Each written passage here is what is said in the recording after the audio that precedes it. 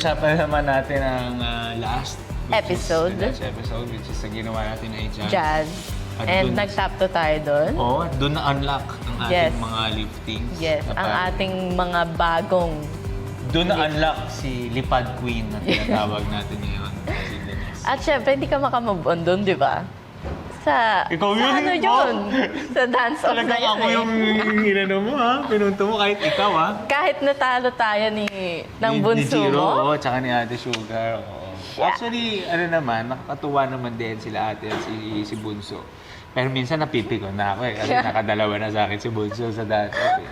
So parang Hindi ka ako, pinagbibigyan Oo, so parang ako, kailangan ko ng medyo ialis mo ng pagkakuya dito ah. So medyo may gigil factor talaga kami ni Denise. Kasi sa totoo lang, to be honest, Yung... gusto namin yun eh. Oo. Sa amin talaga. And Nung MJ pa lang. nung MJ pa lang din. Eh, sabi ko naman sa kanya, at least, doon tayo. Oo, Kahit nag-top papaano. two. Oo, maganda yung material na ginawa natin and I think mas importante naman yun. So, okay na ako. And na pull off ng maayos talaga. Dance. Pero nami-miss ko na rin yung medal na nandiyan sa ano. Dan, hello! Sana this episode! So, I think naman, mas nakapagpalakas din sa amin ni Denise. Mas Yes. nakapagtanggal din ng pressure, I guess. Kasi parang, yun naman din yung isa sa reason na ayaw namin pa rin pumasok. Talagang pagbutihin lang lagi at saka sa dance-off, pagbutihin lang.